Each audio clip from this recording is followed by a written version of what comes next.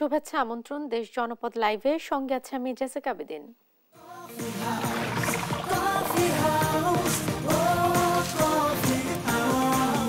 Coffee house, প্রতি চুমুকে আড্ডা জমে। বৈষম্য বিরোধী ছাত্র আন্দোলনে আহতদের চিকিৎসার খোঁজখবর নিতে ও তাদের আর্থিক সহায়তা দিতে চট্টগ্রাম মেডিকেল কলেজ হাসপাতালে পরিদর্শন করবেন ধর্ম উপদেষ্টা ডক্টর আ.ফ.ম. খালিদ হোসেন। সেখান থেকে সরাসরি যুক্ত হচ্ছেন সহকর্মী এ.কে.এম. নাজিম। আমরা যুক্ত হচ্ছি তার সঙ্গে। নাজিম, উপদেষ্টার কখন আসার কথা রয়েছে? আহতদের চিকিৎসা বর্তমান পরিস্থিতি কি? সার্বিক খবরাখবর আমাদের জানাবেন।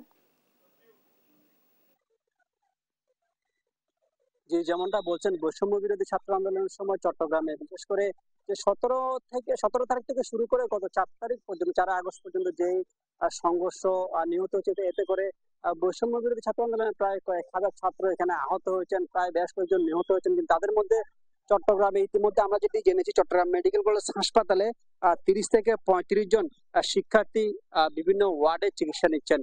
তারা বিভিন্নভাবে আহত হয়েছেন, কারণ এখানে যারা রয়েছেন তাদের মধ্যে অধিকাংশই গুলিবিদ্ধ বলে আমরা জেনেছি। এরই মধ্যে আজ সকাল 11টা থেকে 11:30টার মধ্যে যিনি ধর্ম উপদেষ্টা রয়েছেন ডক্টর আ.ফ.ম. খালেদ হোসেন, উনি চট্টগ্রাম মেডিকেল কলেজ হাসপাতাল পরিদর্শন করার কথা রয়েছে। উনি ইতিমধ্যেই চলে আসছেন বলে আমরা জেনেছি। উনি এসে যারা আহতরা হয়েছেন তাদেরকে উনি দেখবেন, তাদের খোঁজ খবর নিবেন এবং তাদেরকে আর্থিক সহযোগিতা করবেন বলে আমরা জেনেছি। কারণ এর আগেও আরো যারা সরকারের উপদেষ্টা ছিলেন তারা এসেছেন। এবং আরেকটি বিষয় হচ্ছে যে সকালে 9টার দিকে জামাতের আমির শফিকুর রহমান, উনিও চট্টগ্রাম মেডিকেল কলেজ হাসপাতাল পরিদর্শন করেছেন। উনিও এখানে যারা আহতরা রয়েছেন, যারা বৈষম্য বিরোধী আন্দোলনের সময় যারা আহত হয়েছেন তাদের খোঁজ খবর নিয়েছেন, তাদের আর্থিক সহায়তা করেছেন। পাশাপাশি এই আন্দোলনের সময় যেসব শিক্ষার্থী নিহত হয়েছেন, যাদের বাড়ি চট্টগ্রামে, তাদেরও পরিবার পরিজনের খোঁজ দেওয়া হচ্ছে এবং তাদেরকে যেভাবে আর্থিক সহায়তা দেওয়া যায় সেটি চেষ্টা করা হচ্ছে। আরেকটি বিষয়, চট্টগ্রাম মেডিকেল কলেজ হাসপাতালের বিভিন্ন ওয়ার্ডে আসলে একরকম দুর্বিষহ জীবন পার করছেন যারা বৈষম্য বিরোধী আন্দোলনে আহত হয়েছেন তারা। কারণ অধিকাংশ শিক্ষার্থী এখানে 30 থেকে 35 জন যে শিক্ষার্থী হাসপাতালের বিভিন্ন ওয়ার্ডে চিকিৎসা নিচ্ছেন, তাদের মধ্যে অধিকাংশ হাতে পায়ে মাথায় বেশি ইনজুর্ড হয়েছেন, কারণ তারা যন্ত্রণায় কাতরাচ্ছেন। কিন্তু চিকিৎসকরা যেটি বলছেন, তাদের যারা শিক্ষার্থীরা আহত অবস্থায় হাসপাতালে চিকিৎসাধীন আছেন, তাদের অধিকাংশ আসলে হয়তো এই ক্ষত বা এই যন্ত্রণা তারা বয়ে বেড়াবেন। কিন্তু তাদের যে চিকিৎসার আর্থিক খরচ, যেটা আমরা বিভিন্ন মাধ্যমে জেনেছি, যে শিক্ষার্থীরা আহত হয়ে চিকিৎসা নিচ্ছেন তাদের চিকিৎসার ভার ইতিমধ্যে স্বাস্থ্য মন্ত্রণালয় নিয়েছেন। তবে চট্টগ্রাম মেডিকেল কলেজ হাসপাতালে যারা চিকিৎসাধীন রয়েছেন, এখানে যারা বাহির থেকে ওষুধ কিনতে হয় বা তাদের যেসব সহযোগিতা দরকার, সেটিও কিন্তু স্বাস্থ্য মন্ত্রণালয়ের পক্ষ থেকে করা হচ্ছে এবং বিভিন্ন সংস্থার পক্ষ থেকে এসে পরিদর্শন করে তাদেরকে দেওয়া হচ্ছে।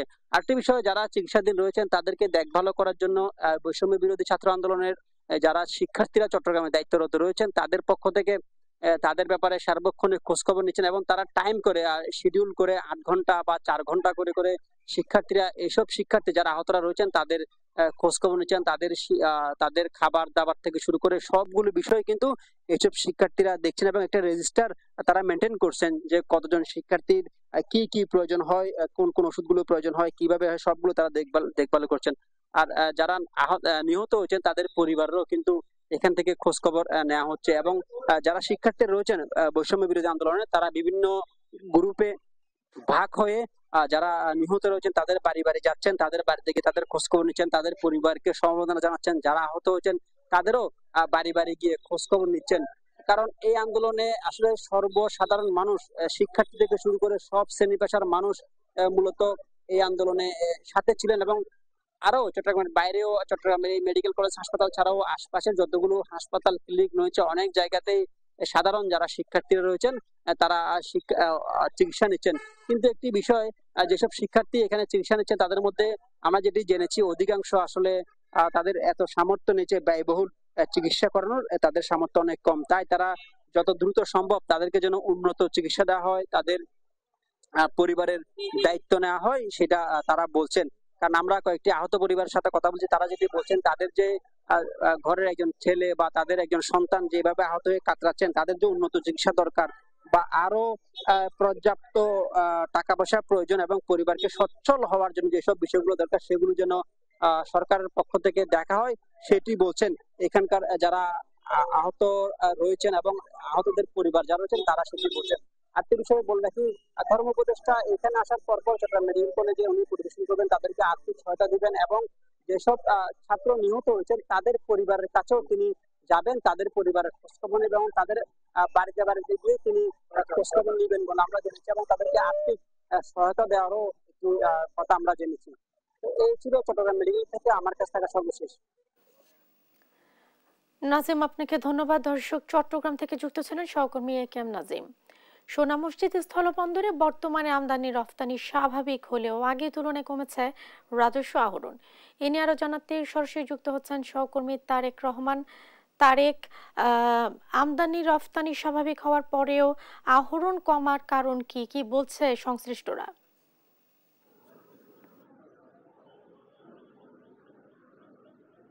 জি, ধন্যবাদ আপনাকে। আপনাকে বলে রাখি যে এই সোনা মসজিদ স্থল বন্দর কিন্তু বাংলাদেশের দ্বিতীয় স্থল বন্দর। এই বন্দরটি কিন্তু বৈষম্যর শিকার বলে আমাদেরকে আমদানির কারক এবং সিএনএফ এজেন্ট অ্যাসোসিয়েশনের সদস্যরা জানিয়েছেন। ব্যবসায়ীরা বলছেন গত 15 বছর আগে এই বন্দর দিয়ে অন্ততপক্ষে 500 থেকে 600 গাড়ি বিভিন্ন ধরনের পণ্য আমদানি হতো এই বন্দর দিয়ে। কিন্তু এখন এই 24 সালে আজকে এবং গতকালকেও 200-র উপরে কিন্তু গাড়ি প্রবেশ করে না। বন্দরটি এখন ছাই পাথর ভুট্টার বন্দরে পরিণত হয়েছে। এখানে ফল তো প্রায় 3 বছর ধরে বন্ধ রয়েছে বলে ব্যবসায়ীরা জানিয়েছেন। এখন ছাই পাথর এবং ভুট্টা ছাড়া কিছুই ঢুকে না। মাঝে মধ্যে পেঁয়াজ এবং মাঝে মধ্যে কাঁচা মরিচ ঢুকে, এছাড়া সবকিছু পণ্য মোটামুটি বন্দর দিয়ে আর প্রবেশ করছে না। অথচ ভোমরা এবং হিলি স্থল বন্দর দিয়ে কিন্তু ফল এবং অন্যান্য পণ্যবাহী ট্রাকগুলা যথারীতি প্রবেশ করছে। আমাদেরকে ব্যবসায়ীরা জানিয়েছেন 15 বছর আগে যখন আওয়ামী লীগ সরকার ক্ষমতাতে এসেছিল, বিদ্যুৎ প্রতিমন্ত্রী ব্রিগেডিয়ার এনামুল হক ছিলেন, তার লোকজন কিন্তু প্রথমে এখানে বন্দরটিতে কালো থাবা বসিয়েছিলেন। এখানে সিএনএফ এজেন্ট অ্যাসোসিয়েশন, কাস্টমস এবং শ্রমিক তাদেরকে পুরো নিয়ন্ত্রণে নিয়ে নিয়েছিলেন। তারা এমনভাবে নিয়ন্ত্রণ নিয়েছিলেন যে তাদের ইশারায় কিন্তু এই বন্দরটি পরিচালিত হতো। তারা অনির্বাচিত কর্মকর্তা কর্মচারী নিয়োগ দিয়েছিলেন, সিএনএফ নিয়ন্ত্রণ নিয়েছেন, শ্রমিক ইউনিয়ন নিয়ন্ত্রণ নিয়েছেন এবং কাস্টমসগুলো নিয়ন্ত্রণ নিয়েছেন। এর ফলে ধীরে ধীরে এই বন্দরটা কিন্তু রাজস্ব আহরণ কমে আসছে। আপনাকে বলে রাখি, গত বছরও কিন্তু বেশ কিছু ফলের গাড়ি এই বন্দর দিয়ে প্রবেশ করেছিল, কিন্তু এই বছর একটিও ফলের গাড়ি এই বন্দর দিয়ে প্রবেশ করেনি। ব্যবসায়ীরা আমাদেরকে যে বিষয়টি জানিয়েছেন, এই বন্দরটি সচল করতে এবং অন্যান্য বন্দরের মতো সচল রাখতে তারা কিন্তু এনবিআর এর কর্মকর্তাদের সাথে বারবার যোগাযোগের চেষ্টা করেছিলেন। এনবিআর এর কর্মকর্তারা আশার বাণী শুনিয়ে কিন্তু সব বন্দরকে একই রকম সুযোগ সুবিধা দিতে পারেননি। তারা তাদের যে বন্দরগুলোতে সুনজর ছিল সেই বন্দরগুলো কিন্তু অবশ্যই সচল রয়েছে এবং সেই বন্দরগুলোতে কিন্তু রাজস্ব আহরণ কিন্তু যথারীতি হচ্ছে। সেই এনবিআর কর্মকর্তাদের কালো থাবা কিন্তু এই সোনা মসজিদ স্থল বন্দরটিতেও পড়েছে। এখানকার আমাদের কাস্টমস কর্মকর্তারা বলেছেন যে গত 2 থেকে 3 বছরের মধ্যে আগে পর্যাপ্ত পরিমাণ টার্গেট অনুযায়ী রাজস্ব আহরণ হলেও বর্তমানে কিন্তু সেটি কিন্তু হচ্ছে না। তবে নতুন সরকার যেহেতু অন্তর্বর্তীকালীন সরকার গঠন করা হয়েছে, ব্যবসায়ীরা জানিয়েছেন, সব ধরনের এখানকার শ্রমিকরা জানিয়েছেন চাঁদাবাজি বন্ধ করতে হবে, বৈষম্য দূর করতে হবে এই বন্দর থেকে। তাহলে অন্যান্য বন্দরের মতো কিন্তু এই বন্দরটি সচল হবে এবং আগের যে তুলনায় গাড়ি ঘোড়াগুলো ঢুকতো, বিশেষ করে ফলের গাড়ি থেকে যে পরিমাণ রাজস্ব আহরণ হতো, ফলের গাড়িগুলো ঢুকলে কিন্তু আগের মতো বন্দরটি সচল হবে এবং এই বন্দরে কর্মচাঞ্চল্য ফিরে আসবে। আপনাদেরকে একটি বলে রাখি যে এই বন্দরটি মূলত পরিচালনা করে পানামা সোনা মসজিদ পোর্ট লিংক লিমিটেড কর্তৃপক্ষ। পানামা সোনা মসজিদ পোর্ট লিংক লিমিটেড কর্তৃপক্ষের এখানকার যিনি ম্যানেজার আছেন মাইনুল ইসলাম আমাদেরকে জানিয়েছেন এই বন্দরে বর্তমানে 2 থেকে 250 গাড়ি মাত্র বিভিন্ন ছাই পাথর এবং ভুসা ভুট্টা এখানে প্রবেশ করছে।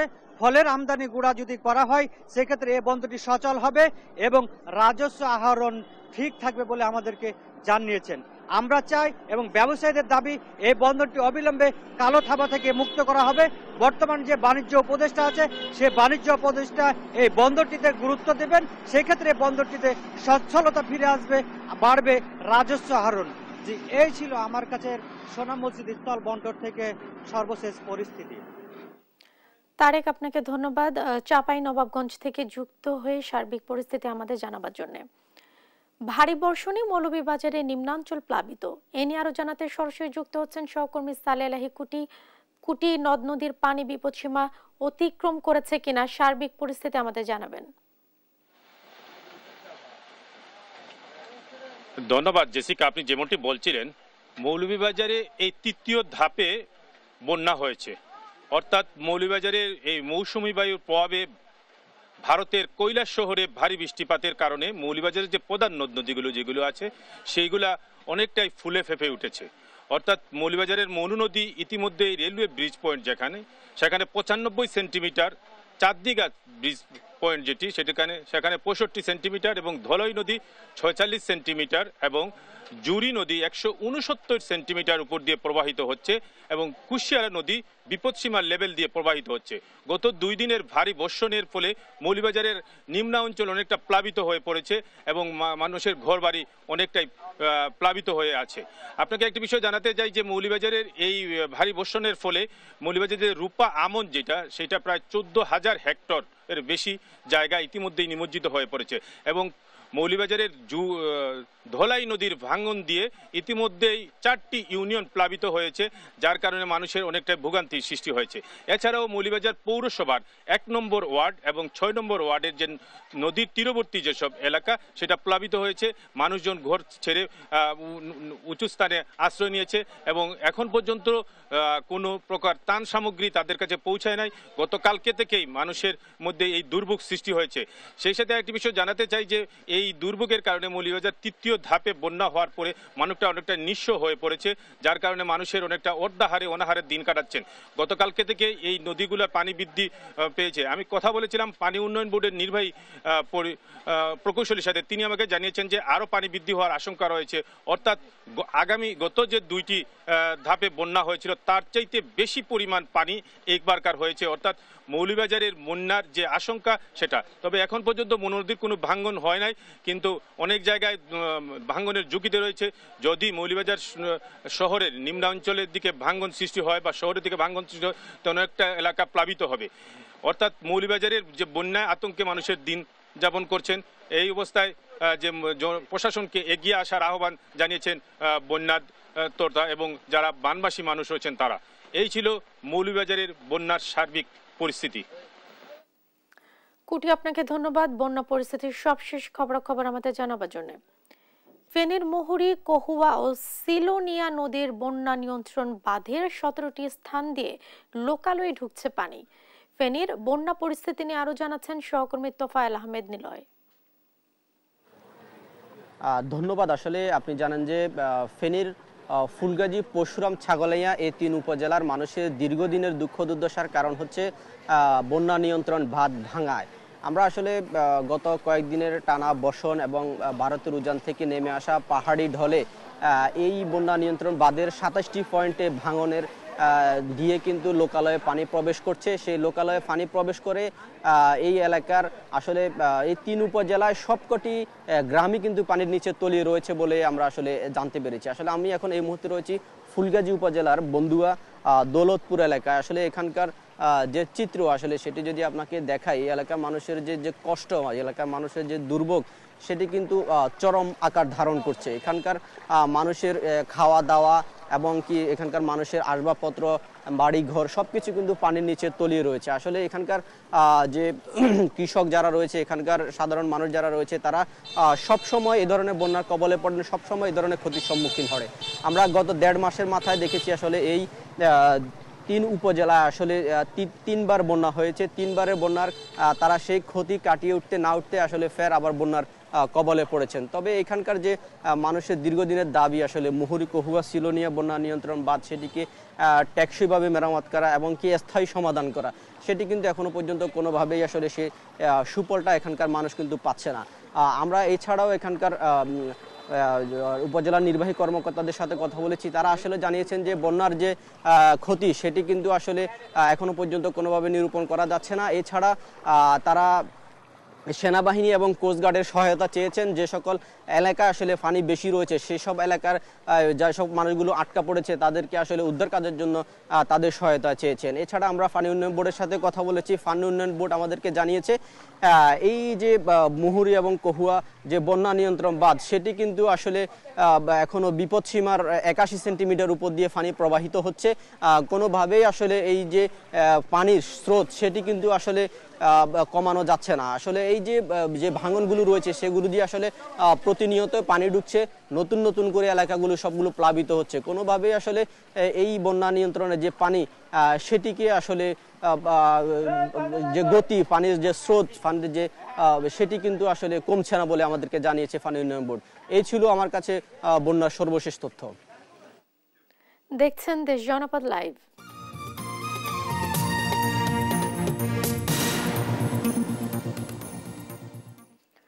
দেখছেন দেশ জনপদ লাইভ। ভারী বৃষ্টিপাতে বিভিন্ন জেলায় জলাবদ্ধতা সৃষ্টি হয়েছে। আরো জানাতে নোয়াখালী থেকে ও কুমিল্লা থেকে যুক্ত হচ্ছেন সহকর্মী মাওলা সুজন ও সুমন কবির। আমরা শুরুতেই যাচ্ছি নোয়াখালীতে। সুজন, জলাবদ্ধতার সবশেষ খবর কি? ভুক্তভোগী মানুষ কি বলছে? সেখানকার সার্বিক পরিস্থিতি আমাদের জানাবেন। জেসিকা, আমি এখন দাঁড়িয়ে আছি নোয়াখালী জেলা শহরের একটি আবাসিক এলাকায়।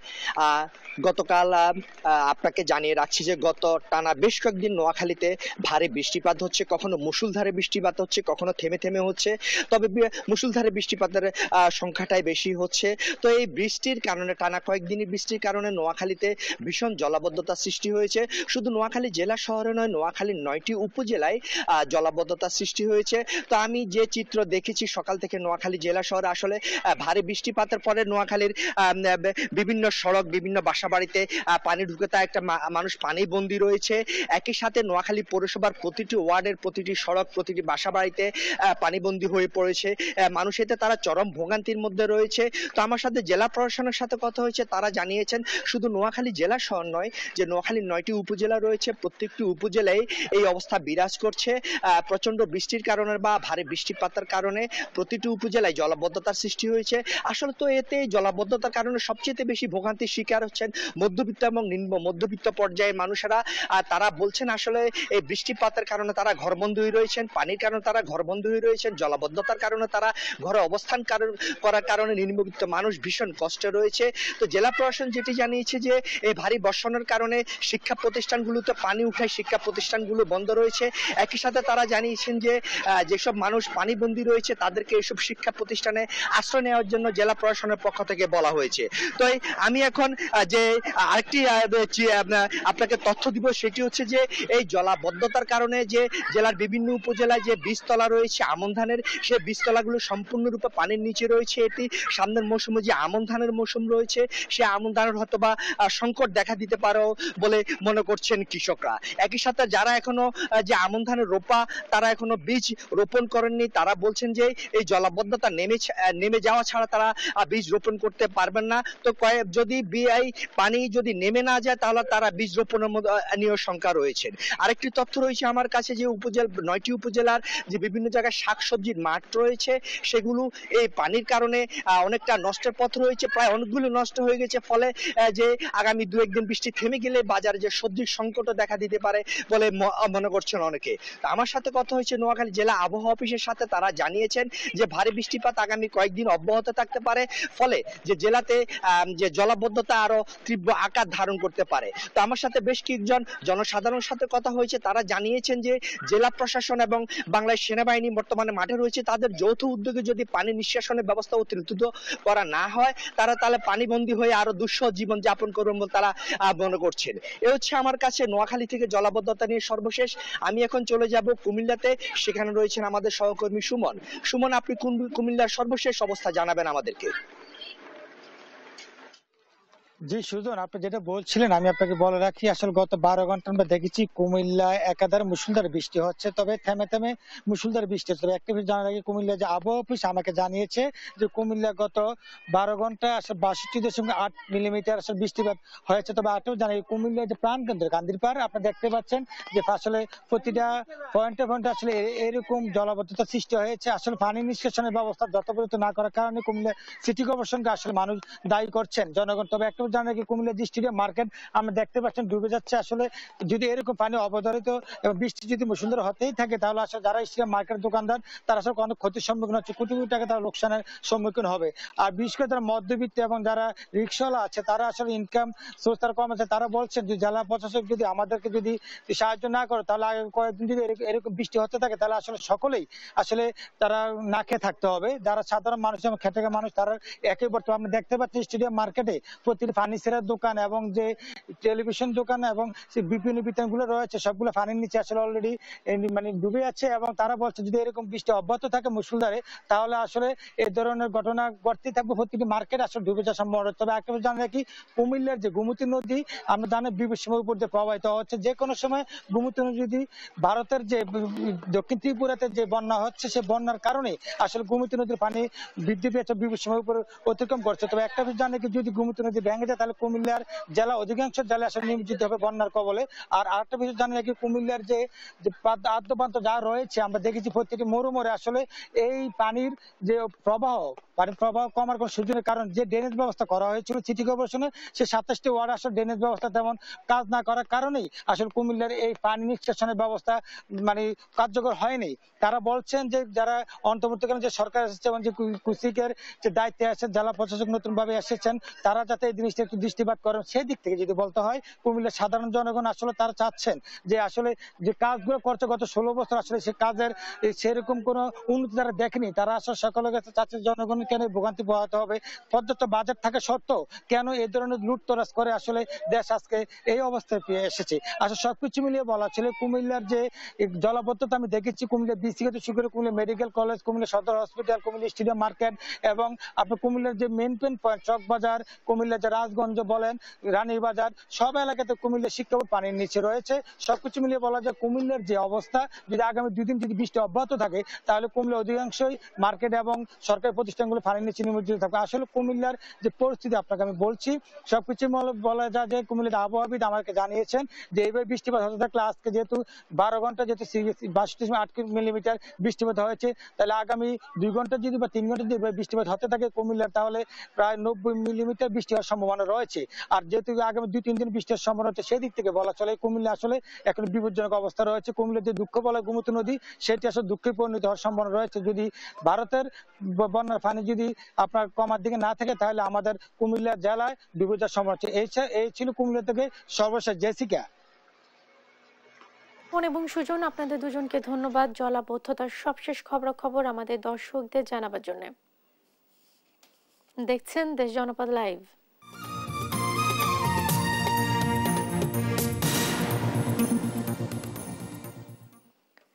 দেখছেন দেশ জনপদ লাইভ।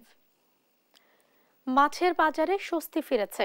মাছের দরদাম জানাতে মুন্সিগঞ্জ থেকে সরাসরি যুক্ত হচ্ছেন সহকর্মী সুমিত সরকার সুমন। সুমন, মাছের বাজার পরিস্থিতি এখন কেমন দেখছেন আপনি? বড় মাছগুলোর দাম হাতের নাগালে এসেছে কিনা, মাছ বিক্রেতারা কি বলছেন, আর ক্রেতাদের সন্তুষ্টির জায়গা কতটুকু?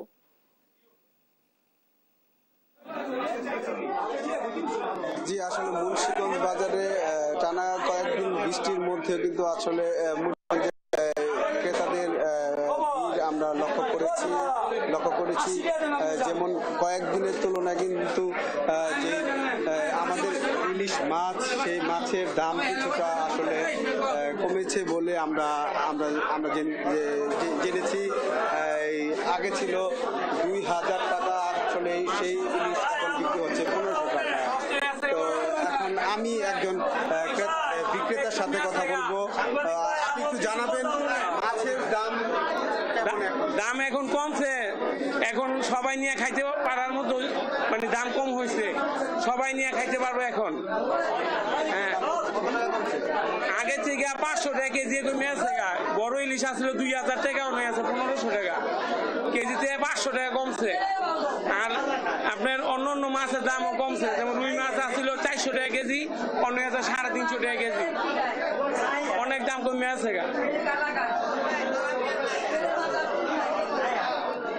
আচ্ছা, আসলে এই একজন বিক্রেতার সাথে কথা বললাম, এখন একজন ক্রেতার সাথে জানবো আসলে মাছের দাম কেমন আর আপনাদের নাগালের মধ্যে রয়েছে কিনা। এখন আগের চাইতে কম আছে, এখন বর্তমানে আগে যা ছিল এখন অনেকটা কম মাছের দাম। ঠিক আছে, ইলিশ মাছ আগে যেটা নিয়ে 1000 টাকা কেজি কিনতাম, এখন আছে 700, 650 টাকা কেজি।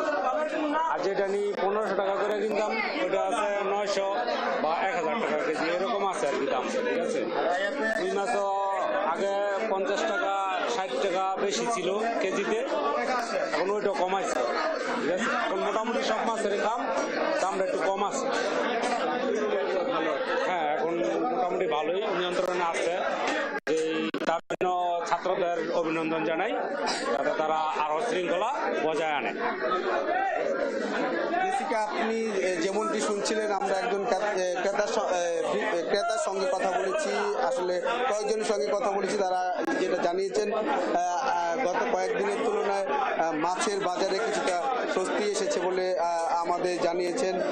যেমন চাষের যে মাছগুলি ছিল সেইখানেও কিন্তু আসলে প্রতি মাছে 50 থেকে 100 টাকা করে দাম কমেছে। এদিকে মুরগি ও গরুর মাংসের দামও কিছুটা কমেছে বলে আমাদের জানিয়েছে। আসলে জেসিকা, আমি একটু যোগ করতে চাই, এখানে বিক্রেতারা বলছেন যে মাসের শুরুতে কিছুটা মাছের দাম থাকলেও মাসের শেষের দিকে আসলে দাম কিছুটা স্বাভাবিক হয় বলে আমাদের এখানকার ক্রেতা ও বিক্রেতারা জানিয়েছেন। তো এই ছিল আমার কাছে মুন্সিগঞ্জ বাজার থেকে মাছের সর্বশেষ খবর। সুমন, আপনাকে ধন্যবাদ মুন্সিগঞ্জের মাছের বাজার পরিস্থিতির সবশেষ খবরাখবর আমাদের জানাবার জন্য। বিসিবির বিশেষ বোর্ড সভা বসেছে যুব ও ক্রীড়া মন্ত্রণালয়ে। সভার এ বিষয়ে জানাতে সরাসরি যুক্ত হচ্ছেন সহকর্মী রিফাত আঞ্জুম। রিফাত, সভা কখন শুরু হয়েছে, কি কি বিষয়ে আলোচনা হতে পারে, কি জানতে পেরেছেন আপনি? সার্বিক পরিস্থিতি জানাবেন।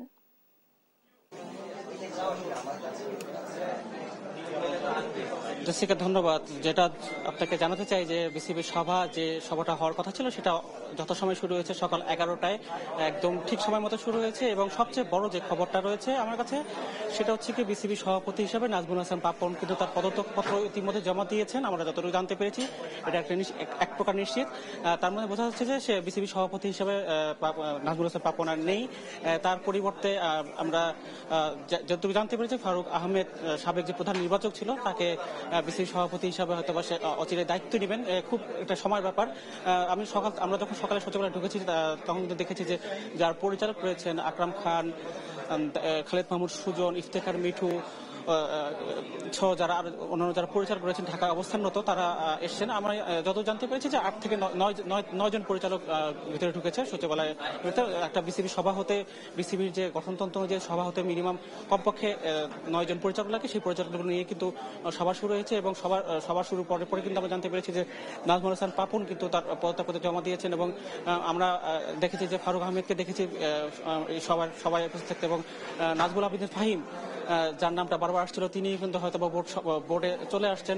এবং অন্যান্য যারা পরিচালক রয়েছেন তারা কিন্তু আমরা যদি জানতে পেরেছি যে যাদেরকে পদত্যাগ করতে বলা হবে তারা পদত্যাগ করবে। তো সবকিছু মিলিয়ে বলা যায় যে নাজমুল হাসান পাপনের যে সভাপতিত্ব, বিসিবি যে সভাপতিত্ব, সেটা থাকছে না। তিনি ইতিমধ্যে তার পদত্যাগপত্র জমা দিয়েছেন এবং যেহেতু পরিচালক হিসেবে তিনি পদত্যাগপত্র জমা দিয়েছেন, তিনি আর থাকছে না সভাপতি হিসেবে। এবং ফারুক আহমেদকে এনএসসি কর্তৃক যে মনোনীত যে যে পরিচালক সেটা নির্বাচন প্রক্রিয়া কিন্তু অনেকটা নির্বাচন হয় না, তারপর তার প্রক্রিয়াটা তার যে কার্যক্রমগুলো সেগুলো কিন্তু সবগুলো শেষ করা হয়েছে এবং খুব বেশি যদি কোনো অঘটন না ঘটে বা যদি কোনো বড় কোনো ইস্যু না থাকলে ফারুক আহমেদকে আমরা পরবর্তী বোর্ড সভাপতি হিসেবে আমরা দেখতে পাচ্ছি। তো এখান থেকে আমাদের এই ছিল সচিবালয় থেকে সর্বশেষ সভাপতি নির্বাচনে। রিফাত, আপনাকে ধন্যবাদ। দর্শক, যুব ক্রীড়া মন্ত্রণালয় থেকে যুক্ত ছিলেন সহকর্মী রিফাত আঞ্জুম। দেখছেন দেশ জনপদ লাইভ।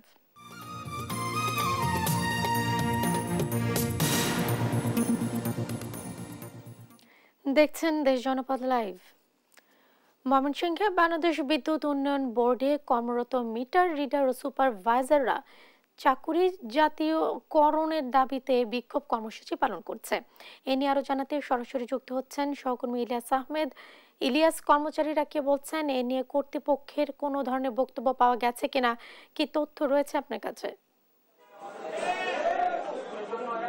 আজকে সকাল 11টা থেকে তারা এক দফা দাবিতে চাকরি জাতীয়করণের দাবিতে কিন্তু তারা তাদের যে কর্মসূচি সেটি পালন করছেন। অর্থাৎ ময়মনসিংহের জেলা প্রশাসক কার্যালয়ের সামনে তারা এখন অবস্থান নিয়েছেন। তাদের এক দফা দাবি হচ্ছে যে বৈষম্য বিরোধী ছাত্র আন্দোলনের কারণে নতুন সরকার আজকে এসেছে এবং সেই সরকারের কাছে তারা দাবি জানান তাদের চাকরি কিন্তু জাতীয়করণ দ্বারা দীর্ঘদিন ধরে অনেকেই তারা উচ্চশিক্ষিত এবং তাদের চাকরি স্থায়ী করার কারণে তারা কিন্তু ঘরে ফিরে যাবেন না তারা বলছিলেন এবং তারা বলছেন তাদের চাকরি আসলে যতদিন পর্যন্ত স্থায়ীকরণ না করা হবে তাদের আন্দোলন কর্মসূচি সেই আন্দোলন কর্মসূচি কিন্তু তারা চালিয়ে যাবেন। আমরা সেই বিষয়টি কিন্তু লক্ষ্য করেছি এবং আমরা দেখেছি যে তারা একটি বিক্ষোভ সমাবেশ শেষে কিন্তু আজকে যে স্মারকলিপি সেটি কিন্তু অন্তর্বর্তীকালীন সরকারের যে প্রধান উপদেষ্টা রয়েছেন তাদের কাছে কিন্তু জেলা প্রশাসকের মাধ্যমে একটি স্মারকলিপি তারা কিন্তু প্রদান করবেন,